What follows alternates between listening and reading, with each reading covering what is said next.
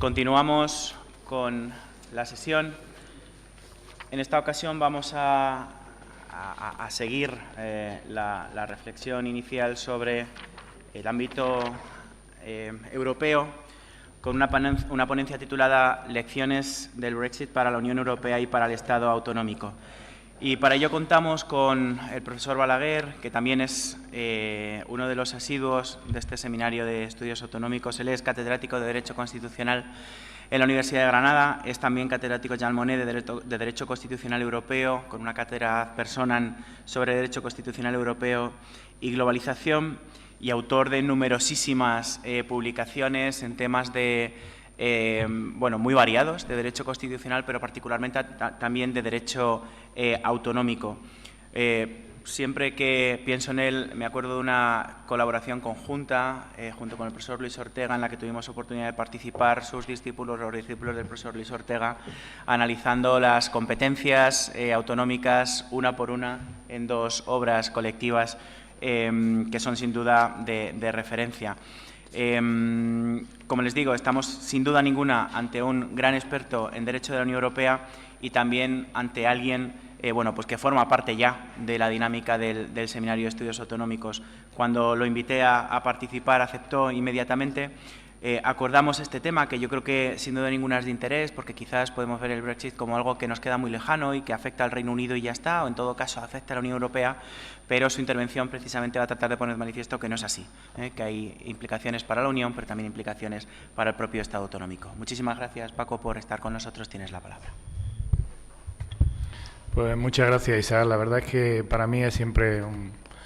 una ocasión muy grata venir al seminario. Lo era desde luego con Luis Ortega y lo es ahora también porque a través de los años pues hemos creado digamos unos lazos de amistad a partir de conocimientos previos y porque es también una ocasión para recordar a Luis, como lo haremos después en la presentación del libro homenaje y en el premio que lleva su nombre. Yo voy a hablar de las lecciones del Brexit en dos vertientes. Por un lado, para la propia Unión Europea y, por otro lado, para el Estado autonómico, que puede resultar raro porque realmente la indicación de que un proceso refrendatario como el Brexit pueda tener alguna implicación en relación con el Estado autonómico, en principio puede parecer extraño, pero intentaré explicar por qué no lo es, o por qué hay una conexión muy directa entre el proceso como tal, el proceso refrendatario, y los procesos que se están intentando desarrollar en el caso de España en relación con esto que se llama el derecho a decidir y que evidentemente pues se manifestaría a través igualmente de un proceso refrendatario. Creo que la sensación que se puede desprender, en cierta medida también, de la intervención magistral del profesor Bandelli, tengo que decir que es siempre un honor hablar después de él, porque es uno de los grandes juristas, de los grandes maestros europeos, y la sensación que se puede desprender tanto de las intervenciones de la inauguración como la intervención del profesor Bandelli, pues no es exactamente de al menos para el derecho público y específicamente para el derecho constitucional y también para el derecho europeo, no es la de una época, podríamos decir, dorada del derecho constitucional. Más bien, si nosotros partimos del momento en que se produce el Brexit me refiero el referéndum sobre el Brexit en el 23 de junio del año pasado, hasta ahora, podríamos decir que lo que siguió al Brexit define una especie de annus horribilis para el derecho constitucional europeo y, por tanto, para Europa en general, pero también para el derecho constitucional a nivel global. Es decir, hay que recordar que después de este resultado se produjo el golpe en Turquía, que no sabemos muy bien qué tipo de golpe es, si ha sido un autogolpe, pero en todo caso ha dado lugar a una involución democrática en Turquía, que es algo especialmente problemático para la Unión Europea, porque estamos hablando de un país estratégico que por muchos motivos debería de ser un país democrático en el contexto del proceso de integración y de las relaciones, haya o no incorporación de Turquía, de las relaciones que la Unión Europea pueda tener con Turquía. Por tanto, es una cuestión especialmente problemática. También lo es desde el punto de vista de la cuestión religiosa, pero desde luego lo es en cualquier caso en lo que se refiere a la posición de Turquía a nivel global y específicamente a nivel europeo. Después vino, tuvimos también, estábamos hablando antes del referéndum de Colombia, que fue sorprendente en relación con el proceso de paz, que define hasta qué punto los procesos refrendatarios plantean algunos problemas desde la perspectiva del derecho constitucional. Y después vino el resultado también inesperado de las elecciones norteamericanas. Estamos viviendo un proceso de deterioro terrible del derecho constitucional, del derecho constitucional y diríamos de los valores civilizatorios que han inspirado a Europa y a Estados Unidos, por lo menos a partir del final de la Segunda Guerra Mundial. Estamos viviendo una situación realmente lamentable. Yo recuerdo que leí hace poco un artículo más o menos científico, de los artículos de divulgación científica en El País, creo que era, sobre el experimento que se hace con una rana y una olla de agua hirviendo. No sé si alguien de los presentes tuvo ocasión de leerlo. Yo leo cosas muy raras, lo reconozco, porque a nadie se le ocurre normalmente, y menos a un profesor de Derecho, leer ese tipo de cosas. Pero ocurre lo siguiente: cuando una olla de agua está hirviendo, si una rana salta al agua hirviendo, a la olla de agua, o se la echa a la olla de agua, la rana se salva porque en el contacto con el agua hirviendo inmediatamente salta y sale del agua y consigue salvarse. Sin embargo, si esa rana se deja en agua fría a una determinada temperatura y va poco a poco la olla calentándose, la rana encuentra una temperatura cada vez más agradable en el agua, hasta que finalmente termina muriéndose, termina cociéndose. Bueno, de alguna manera lo que lleva pasando en Europa desde que comenzó la crisis económica y que ha seguido después con las políticas de austeridad que están en el fondo, en la base de lo que ha ocurrido a través del Brexit y también de lo que está ocurriendo, aunque en Estados Unidos no ha habido políticas de austeridad, pero sí ha habido una crisis económica y un exceso, de población, un gran número de población que se siente amenazada como consecuencia de la crisis y de la globalización. Lo que está ocurriendo desde la perspectiva del derecho constitucional, en alguna medida, es ese experimento. Lo que ocurre es que las ranas somos nosotros, por tanto, hay que tener bien claro que ahora mismo tenemos un gran porcentaje de ciudadanía,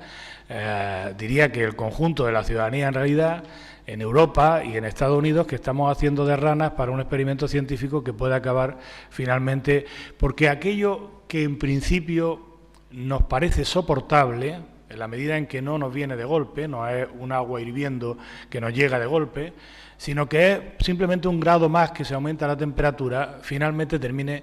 por acabar siendo insoportable. Y en gran medida esto, por ejemplo, se puede ver en las elecciones norteamericanas. Hace poco el presidente Trump acusaba nada menos que a Obama de una especie de Obamagate, parecido al Watergate. En fin, las personas que están aquí son muy jóvenes y no recuerdan el Watergate. Pero el Watergate, para que se acuerden, para que se sitúen en el contexto, fue un escándalo que provocó la dimisión del presidente Nixon, amenazado por impeachment, como consecuencia de unas grabaciones que había hecho durante la campaña electoral en el cuartel general de la campaña demócrata, que estaba en el Hotel Watergate. Simplemente esas grabaciones, es decir, el hecho de que él estuviera al tanto de esas grabaciones y que no provocaron ninguna distorsión del resultado electoral, porque era evidente que además Nixon iba a ganar, era su segundo mandato, simplemente el hecho de que hubiera hecho esas grabaciones provocó el comienzo de un proceso de destitución que finalmente terminó porque Nixon pasara, como pasó, a un lugar ya muy oscuro de la historia. Ahora pensemos en un presidente como el presidente actual, que no solamente era consciente de que Rusia estaba interfiriendo en la campaña electoral, como parece que es evidente por los contactos que tenía, sino que además públicamente comentó y digamos, avaló y defendió la idea de que Rusia siguiera interfiriendo en la campaña electoral a favor suya y provocando, por tanto, la derrota final, que por cierto fue derrota en número de representantes electos, pero no en número de votos, porque, como sabéis, Hillary Clinton obtuvo 3 millones de votos más que Donald Trump. De manera que estamos viendo ahora una presidencia con un personaje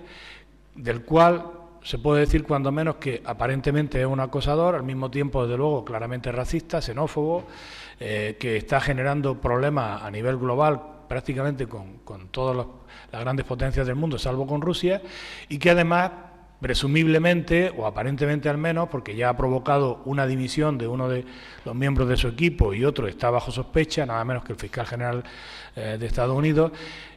aparentemente ha basado su victoria electoral en una interferencia de una potencia extranjera como Rusia, y todo eso, como si fuéramos la rana del experimento, lo estamos digiriendo, ¿no? De momento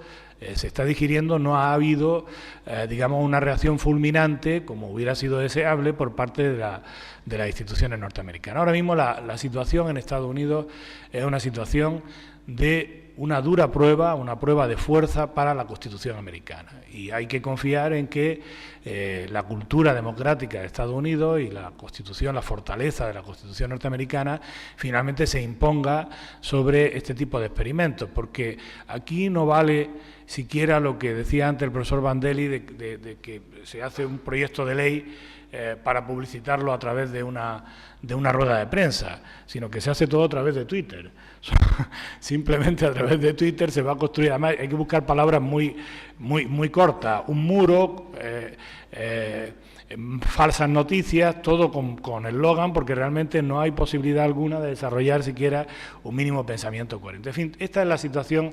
de involución a la que estamos llegando, que desde luego de la perspectiva constitucional tiene mucho interés, porque profundiza en las cuestiones que vamos a abordar en relación con el Brexit. Es decir, hay una continuidad entre lo que ha ocurrido con el Brexit y lo que ha ocurrido en Estados Unidos, pero naturalmente ahora nos vamos a centrar en el Brexit porque en definitiva es el objeto fundamental de mi intervención. ¿Cuáles son las lecciones que podemos extraer del Brexit para el derecho constitucional europeo y para el Estado autonómico? Por lo que se refiere a Europa, evidentemente hay una serie de componentes que no son controlables y que no da tiempo a desarrollarlos aquí respecto de la vertiente económica del Brexit, es decir, qué puede provocar desde el punto de vista económico y desde el punto de vista geopolítico. En todo caso, sí hay que decir que, más allá de estrictamente del derecho constitucional, estamos viendo ya algún cambio inevitable en la orientación de la Unión Europea. En primer lugar, una orientación más hacia el Mediterráneo. España se ha incorporado al grupo de cabeza de los Estados miembros como consecuencia de la previsible salida, la pronta salida del Reino Unido. Estamos viendo también cómo hay que corregir algunas políticas. La política de defensa y de seguridad tiene que reforzarse, porque el Reino Unido era un factor muy importante en la política de defensa y seguridad, era el ejército mejor preparado de la Unión Europea. Por tanto, en ese sentido hay políticas que se van a corregir, y digamos que va a haber cambios inevitables que en el estado actual del proceso de integración pueden afectar al proceso de integración. Es decir, hoy posiblemente estamos viviendo la crisis más fuerte del proceso de integración europea que hayamos tenido hasta ahora, por muchos motivos. En primer lugar, porque teníamos ya una crisis económica de base, una crisis del euro que puede ser que vuelva a renacer en alguna medida en el futuro. Desde que está Mario Draghi al frente del Banco Central Europeo tenemos garantías de que se está controlando y por tanto no parece que vaya a haber problemas, pero evidentemente pudiera surgir o pudieran desarrollarse nuevas turbulencias en el futuro. A esa crisis importantísima desde el punto de vista económico y también de legitimidad de la Unión Europea, se está uniendo una situación generada por el Brexit que inevitablemente va a tener una incidencia importante en los procesos electorales futuros. Y finalmente, para cuadrar el círculo de los problemas, las elecciones norteamericanas han situado en la presidencia de Estados Unidos a un presidente que al menos se manifiesta públicamente como antieuropeo, contrario a la Unión Europea, y que tiene en su intención y en su propósito debilitar y, a ser posible, desintegrar la Unión Europea. Así que estamos ante una situación digamos, dramática, que como toda situación de esta naturaleza, al mismo tiempo que un riesgo, es una oportunidad. La crisis económica ha potenciado en gran medida la unión financiera, la unión bancaria. La crisis política que estamos viviendo ahora con el Brexit y que estamos viviendo con las elecciones norteamericanas puede potenciar una mayor integración de la Unión Europea si realmente los líderes europeos están a la altura de los retos que tiene actualmente la Unión Europea. Pero para entender por qué es necesaria la integración europea, por qué es fundamental que se avance en integración, que se avance en el proceso de unificación en Europa y que se avance, a ser posible, hacia un Estado federal europeo, hay que comprender también lo que supuso el proceso de integración en su momento, cuando comenzó, hace ya más de medio siglo, en un contexto histórico en el que acabábamos de salir de una Segunda Guerra Mundial provocada por los nacionalismos de la época, es decir, provocada en definitiva por el Estado Nacional de la época, una Segunda Guerra Mundial que había devastado a Europa y al mundo y que fue una gran lección en dos vertientes. Y esas dos vertientes se van a manifestar a través de dos procesos confluyentes en ese contexto histórico. Por un lado, el proceso de constitucionalización, que define ya un auténtico derecho constitucional con constituciones normativas en las que se plantea claramente la necesidad de controlar jurídica y políticamente a la mayoría y, por tanto, de garantizar el pluralismo político, la apertura permanente del espacio público al pluralismo. Esa será una de las grandes vertientes que ofrece el derecho constitucional a partir del final de la Segunda Guerra Mundial. Y la segunda vertiente tiene que ver con el proceso de integración europea. Ambas vertientes son confluyentes en parte y en parte son divergentes. Son divergentes en la medida en que el proceso de integración europea debilita democráticamente a los Estados porque traslada competencia al plano exterior, el plano de la soberanía formal de los Estados, y desvincula esas competencias del sistema de controles constitucionales que se habían establecido para garantizar que fueran competencias democráticas. Por tanto, desde esa perspectiva, los procesos son divergentes porque lo que hace el proceso de integración europea es permitir que los Estados nacionales recuperen parte del poder político que habían perdido, ya sea por el proceso de constitucionalización y democratización, ya sea por el proceso de globalización que comienza a desarrollarse de nuevo en ese momento histórico. Por tanto, en esa medida son divergentes, pero son convergentes en sus grandes líneas, en sus líneas esenciales, en lo que significa de progreso civilizatorio. ¿Por qué? Porque si por un lado en el ámbito interno se controla la soberanía de los Estados, se establece ya el criterio definido por Martin Crille de que en el ordenamiento constitucional, bajo la Constitución, no hay ningún poder soberano, que todos los poderes del Estado están sometidos a la Constitución. Por el otro lado, por el lado externo, el proceso de integración europea limita de manera estructural e inevitable el poder de cada uno de los Estados nacionales y, por tanto, reduce las posibilidades del nacionalismo. Es decir, que, en definitiva, el nacionalismo, que fue tan absolutamente peligroso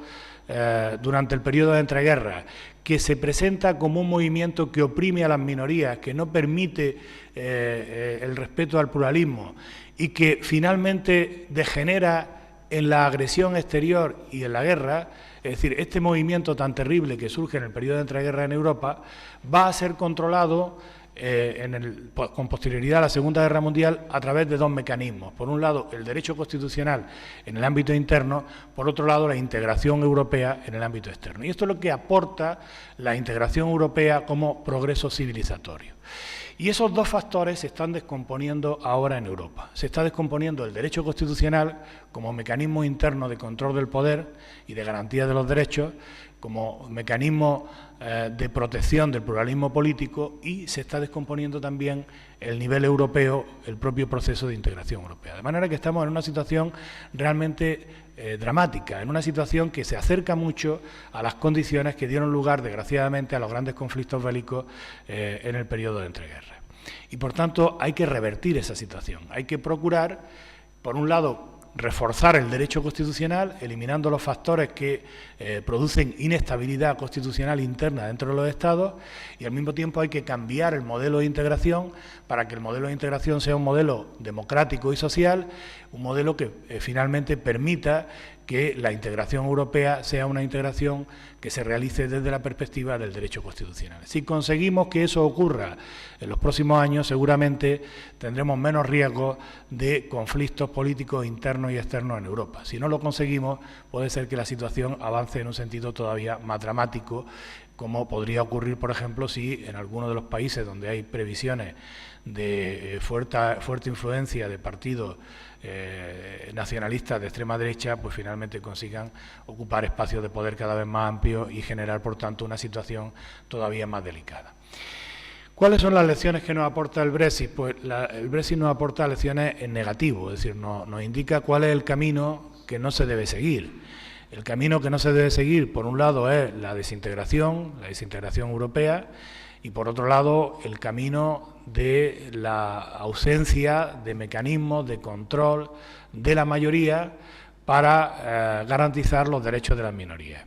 Y esto último, que es donde yo me voy a detener, porque tiene incidencia no solo sobre el plano europeo, sino también sobre el plano del Estado autonómico, esto último tiene mucho que ver con los procesos refrendatarios. ¿Por qué? Porque los procesos refrendatarios, que se han considerado como un mecanismo de democracia directa en conexión con ese sujeto ideal que creó el constitucionalismo, que es el pueblo soberano, pero que realmente no tiene mucho sentido en el contexto de las constituciones normativas, donde lo que hay es una ciudadanía plural y diversa y no un pueblo homogéneo con identidad de valores y de intereses. Esto es más propio del constitucionalismo oligárquico, como dice Sarebelsky, del primer constitucionalismo. En esta idea de la democracia directa,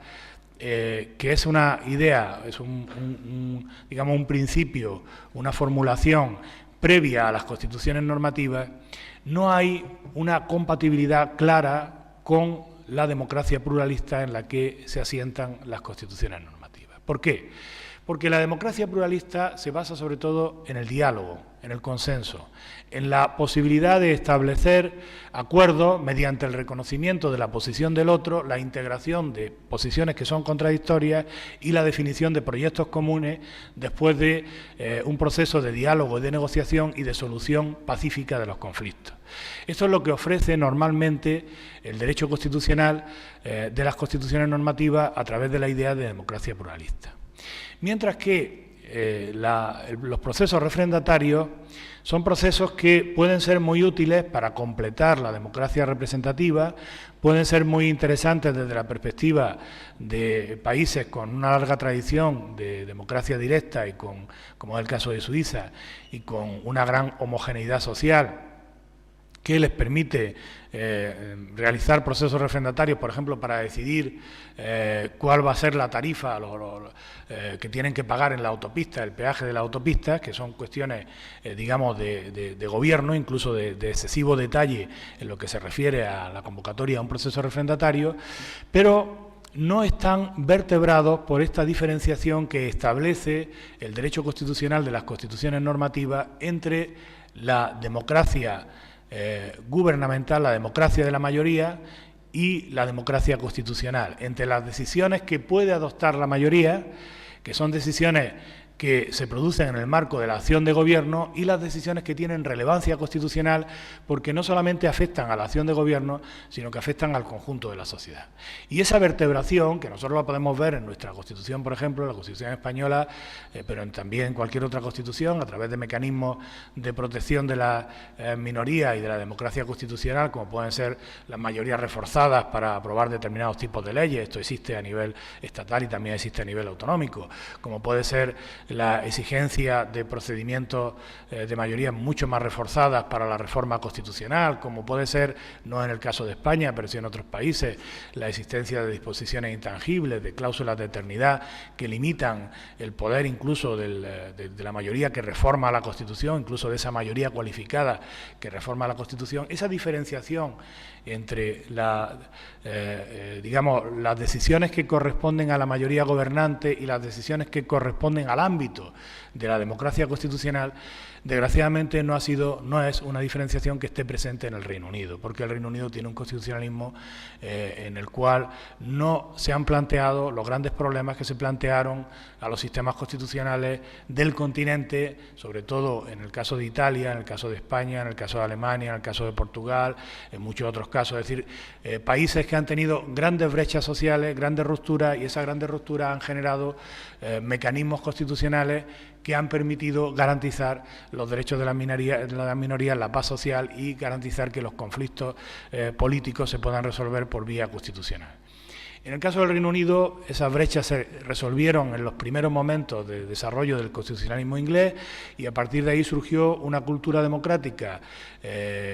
muy elevada que, sin embargo, tiene el grave problema de que es una cultura democrática adaptada a las condiciones de una sociedad que ya no existe en el Reino Unido. Es decir, a las condiciones de homogeneidad social, en los valores y en los principios que hoy no existen en el Reino Unido, donde hay grandes brechas sociales que han quedado abiertas y se han manifestado a través del referéndum del Brexit. Pero antes de esto ya sabíamos que el Reino Unido tenía que cambiar su modelo constitucional y lo estaba cambiando, por ejemplo, con el tema de la devolution, o lo estaba cambiando en materia de protección de los derechos fundamentales, donde había grandes déficits, o en otros muchos ámbitos donde realmente el modelo constitucional inglés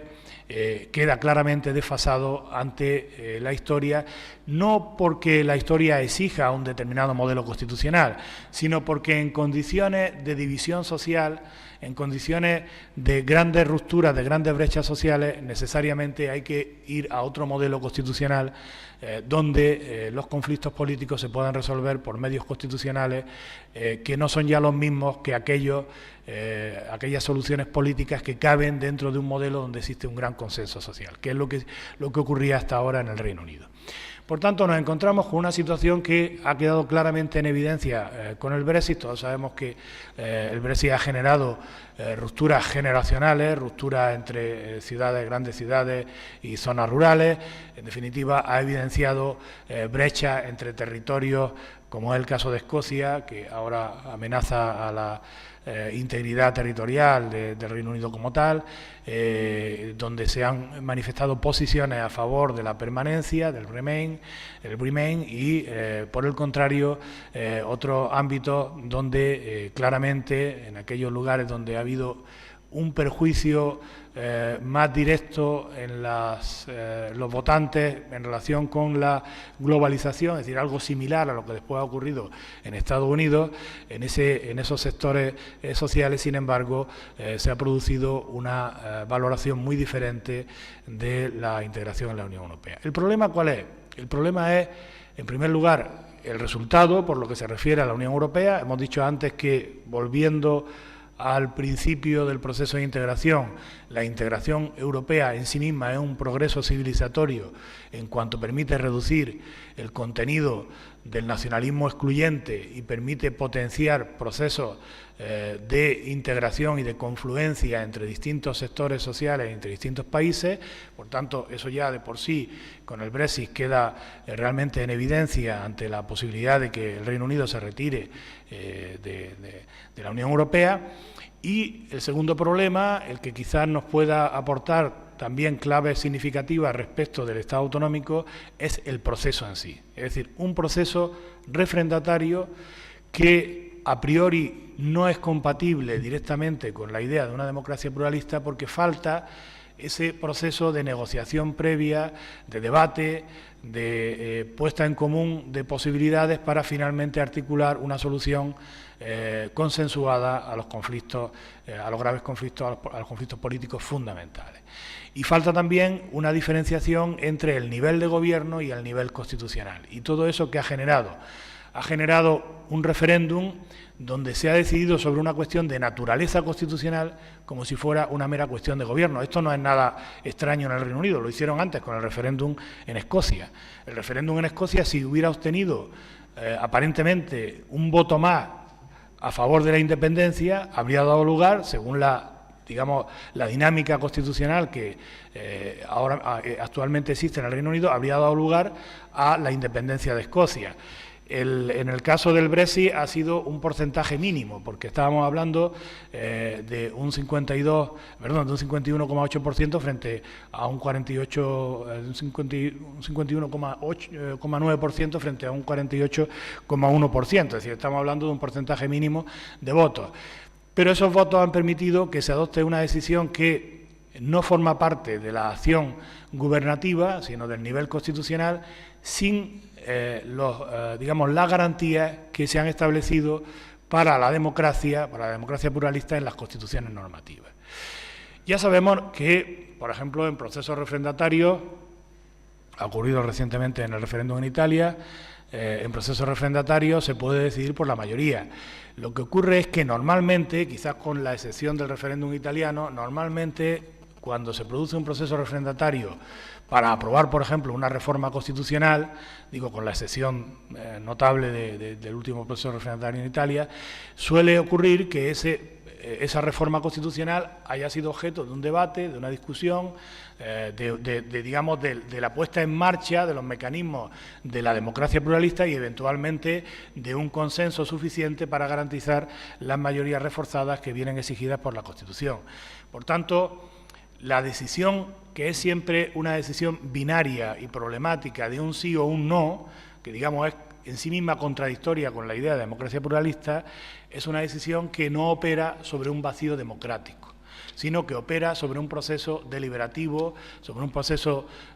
de discusión, de debate previo, que finalmente da lugar a unos consensos y esos consensos, en última instancia, son sometidos a un voto binario, un sí o un no, pero generalmente con acuerdos o con consensos muy elevados que permiten que ese voto no opere sobre un vacío democrático.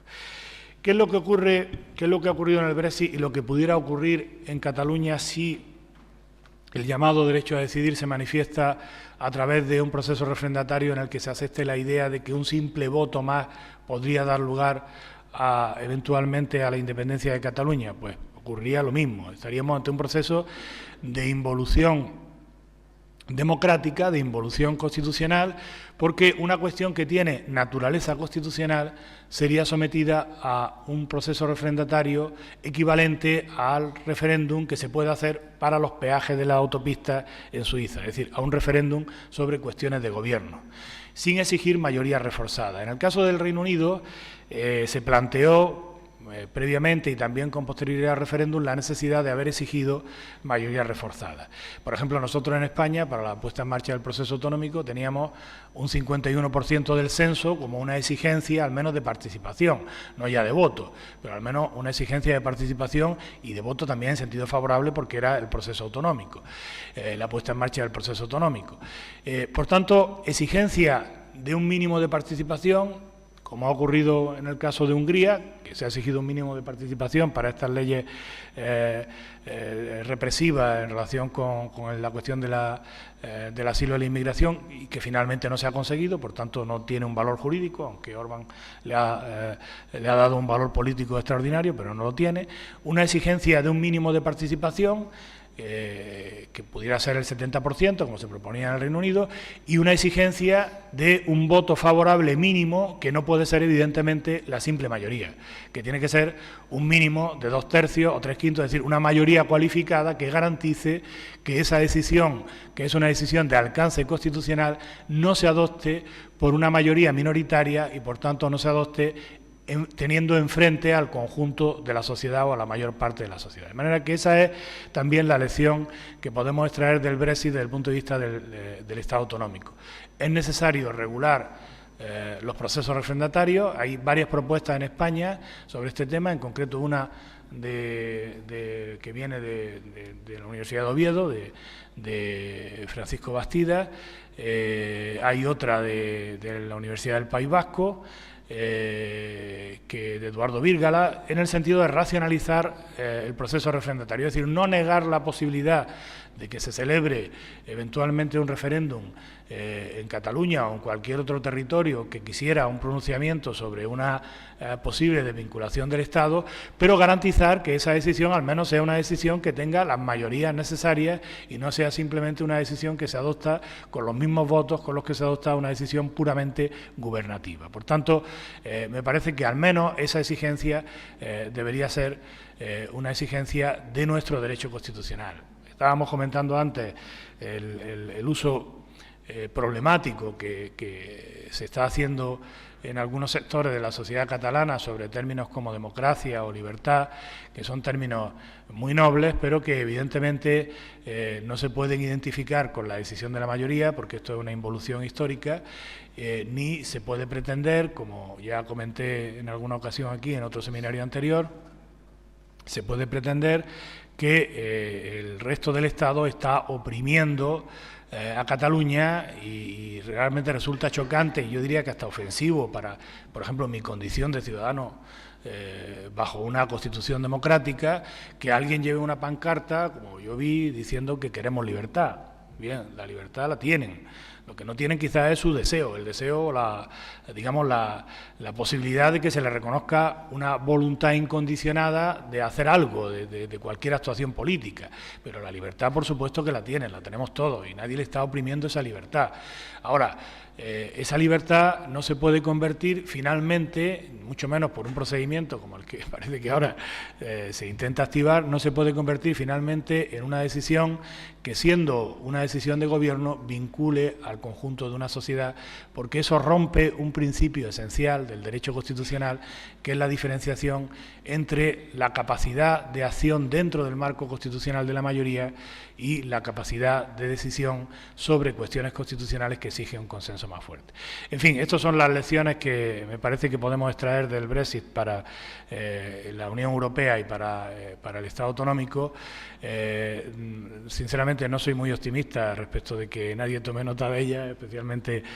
los políticos de uno y otro ámbito, pero creo que al menos desde el punto de vista del derecho público tenemos que seguir defendiendo los principios y dejar bien claro cuáles son esos principios, aunque en algunos sectores puedan no ser excesivamente populares o precisamente porque en algunos sectores no son populares, y hay que decir claramente que no siempre lo popular, en el sentido de aquello que cuenta con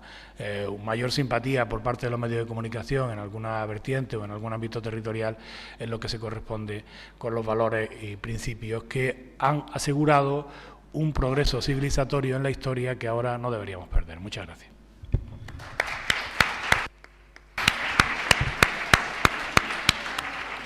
Muchísimas gracias al profesor Balaguer por su exhaustiva exposición. Vamos a abrir, como siempre hacemos, un turno de preguntas, de debate, de comentarios. A mí me gustaría compartir una reflexión. Estoy siguiendo de cerca el Brexit porque me ha tocado vivirlo allí en directo en estos meses. Y, claro, el debate que se plantea desde el punto de vista conceptual es democracia participativa, democracia representativa, ¿no? Y cómo a veces se mezclan ambas hasta tal punto de que la democracia representativa, las personas que están en el Gobierno y en el Parlamento, pues tratan de utilizar mecanismos de democracia participativa precisamente para conseguir sus intereses sin realmente importarles, ¿no? Y esto se ha visto perfectamente con la cuestión del referéndum. Se planteó el referéndum, sorpresivamente ganaron los partidarios de abandonar la Unión Europea. Se toma como un mandato, pero se toma como un mandato que realmente no es tal. ¿Mandato de qué? ¿Cómo salimos de la Unión Europea? ¿Bajo qué condiciones? ¿Qué pactamos? ¿Cómo pactamos? Entonces, estamos observando en estos días cómo pues algunos ciudadanos, caso Miller, pues han intentado hacer que pivote en el Parlamento en última instancia la decisión sobre el abandono definitivo de la Unión, mientras que el propio Gobierno está tratando de luchar para arrogarse este poder. Eso fue el caso Miller. Pero cuando incluso los tribunales dan la razón a los ciudadanos y, por tanto, el Gobierno se ve en la tesitura de tener que pedir permiso al Parlamento, lo hace como decía el profesor Balaguer, en plan Twitter, con un proyecto de ley de 140 palabras, no caracteres, pero sí 140 palabras, donde el contenido, en lugar de pactar una serie de condiciones mínimas que se van a exigir en la negociación, simplemente consiste en se habilita al Gobierno del Reino Unido para comunicar a la Unión Europea, al Consejo Europeo, su retirada de la Unión Europea. A partir de ahí se está debatiendo en estos días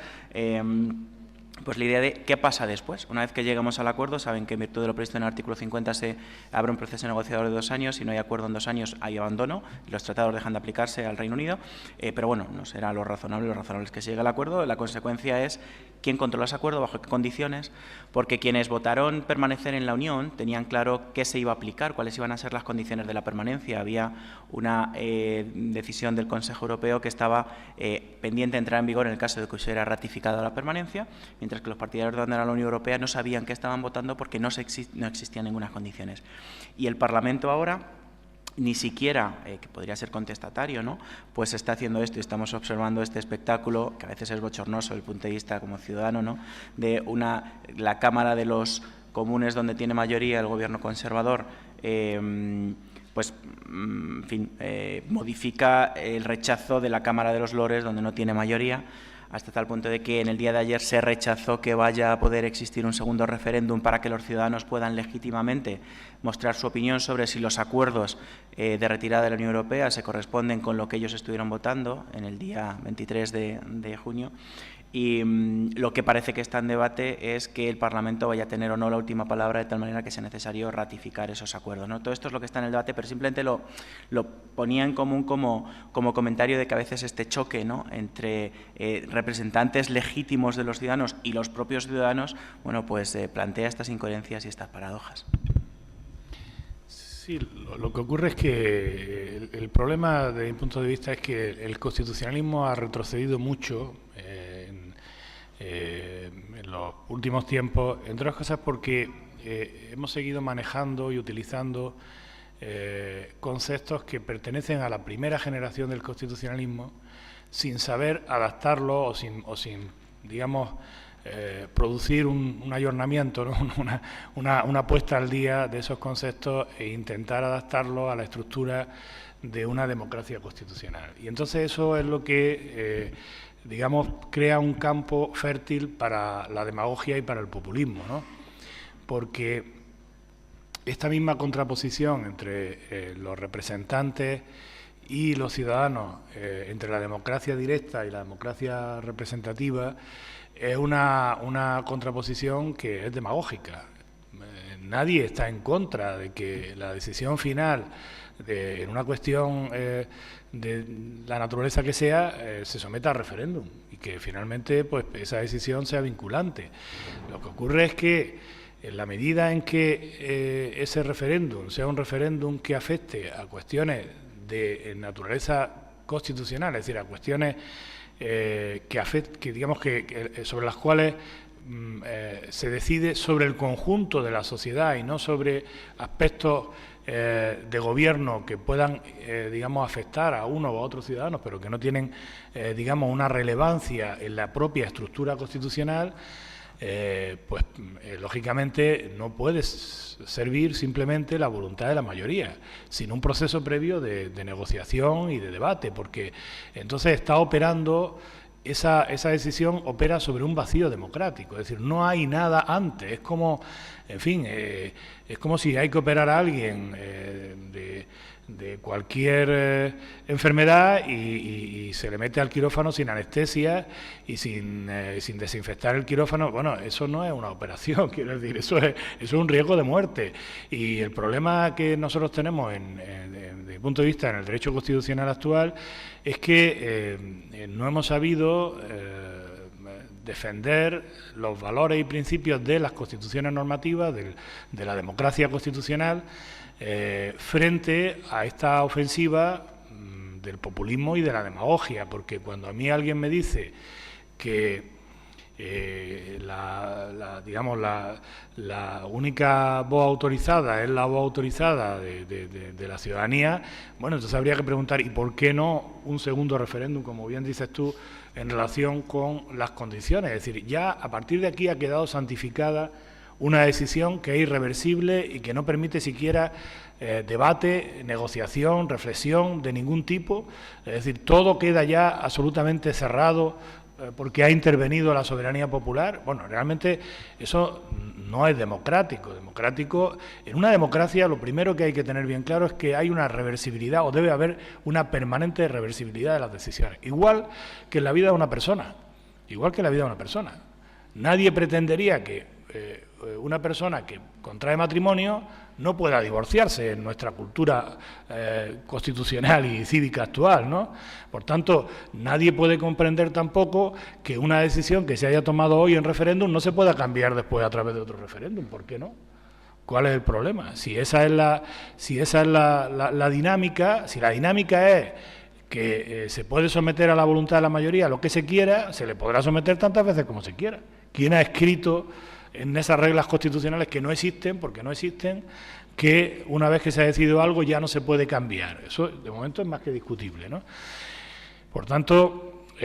nosotros aquí tenemos un problema, y es un problema de debilidad conceptual, desde mi punto de vista, del constitucionalismo actual en relación con mecanismos que fueron diseñados para otro contexto histórico y no tienen automáticamente encaje en el derecho constitucional, y de los que no nos hemos preocupado, la verdad, porque tampoco hemos hecho una teoría sobre cómo incardinar los procesos refrendatarios dentro del derecho constitucional actual, pero siguen una lógica distinta. La idea de democracia directa es la idea de democracia de la identidad, de un pueblo homogéneo, de un sistema de valores común, de algo que solamente existía en el primer constitucionalismo. ¿Por qué? Porque existía el sufragio censitario, porque solamente había un porcentaje mínimo de población que podía votar y todos tenían los mismos, como decía García Pelayo, el maestro García Pelayo, todos tenían los mismos intereses y los mismos valores. Por tanto, como todos tenían los mismos intereses y los mismos valores, era evidente que ahí, cuando se producía un acto de soberanía, era un acto de soberanía en integridad, porque era quien representaba al pueblo, que era una minoría, los varios miles de personas que representaban al pueblo, eran los que decidían por el pueblo como un colectivo ideal. Pero todo esto, que son realmente mistificaciones históricas, es decir, el concepto de soberanía popular, que es una mistificación histórica sobre la soberanía del monarca, pero que nosotros no hemos sabido, revisar desde el punto de vista conceptual, ahora nos plantea unos problemas muy serios cuando intentamos ajustarlo a la idea de democracia constitucional, porque claro, en el ámbito de las instituciones de democracia y de la democracia representativa las cosas pueden funcionar mejor o peor, pero existen límites, existen controles. Los controles funcionarán o no funcionarán, pero al menos existen. Pero lo que no es aceptable es la idea todavía de una democracia basada en un concepto ideal de pueblo soberano, que no se sostiene ni desde el punto de vista subjetivo ni desde el punto de vista objetivo. Ni existe la soberanía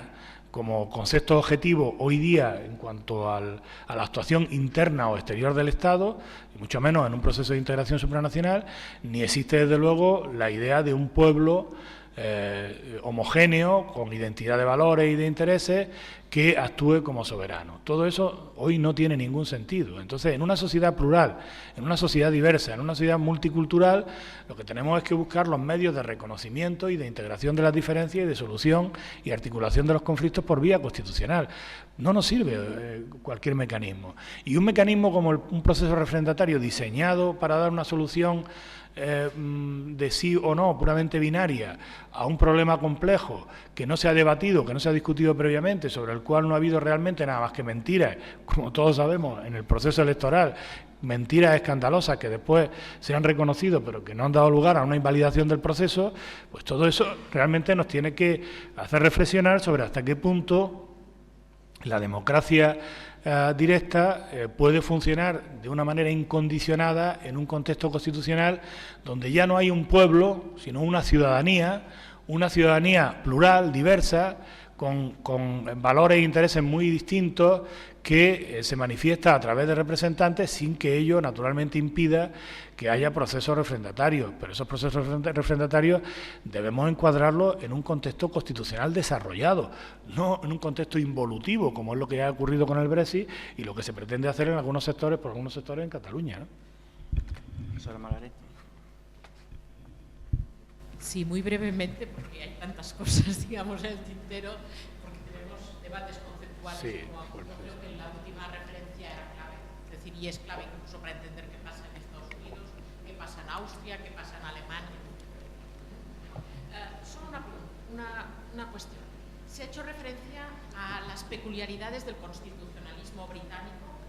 y cómo ha generado este constitucionalismo tan peculiar, digamos, en cambio, una profunda cultura democrática. Fruto, yo creo, de esta cultura tenemos el caso Miller. Yo me planteo muchas veces si sería posible este mismo caso en España, y tengo serias dudas, porque no sé si se reconocería legítimamente. Pero mi pregunta es, vistas las circunstancias y el debate en los comunes, porque resulta que nos tenemos que fiar, digamos, de las garantías que nos suministran los lores, pero visto lo que está ocurriendo en la sede de la soberanía, digamos, británica, que es la Cámara de los Comunes, el Parlamento, ¿es posible un nuevo caso Miller que termine en una cuestión prejudicial ante el Tribunal de Justicia? Porque hasta que no se dé, digamos, la salida. Bueno,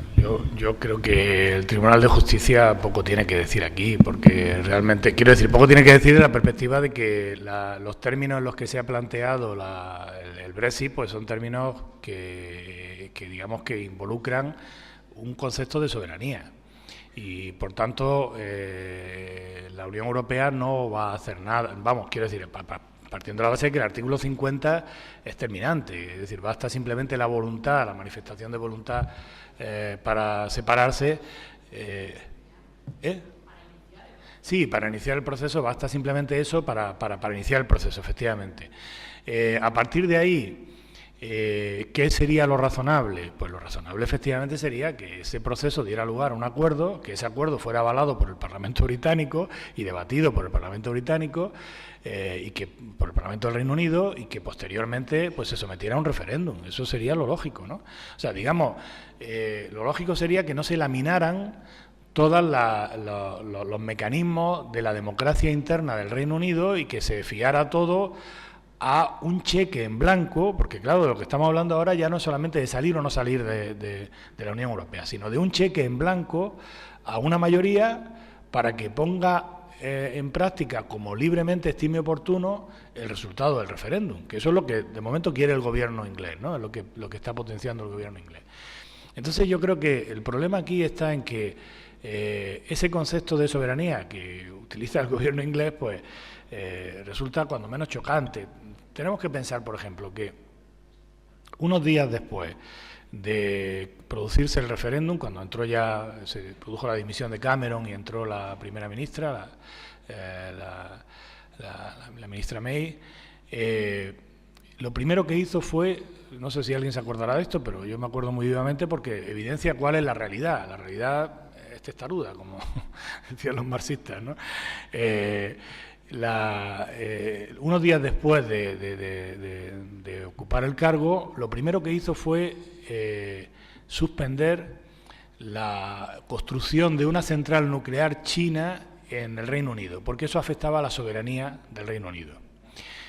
Poco después de esa decisión, Obama dijo que no iba a negociar un acuerdo privilegiado con el Reino Unido. Se produjo una de las cumbres mundiales en las que Japón dijo que iba a tener que retirar las sedes de sus multinacionales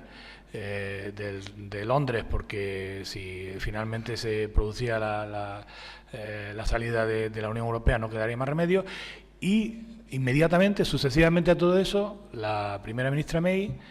acordó levantar la suspensión a la central nuclear que iban a construir los chinos. Es decir, ¿de qué hablamos cuando hablamos de soberanía en un contexto global? Si estamos hablando de realmente de una situación en la que el Reino Unido pasa de tener una capacidad de codecisión en el conjunto de Europa y a través de esa capacidad de codecisión tener una influencia a nivel global fuerte,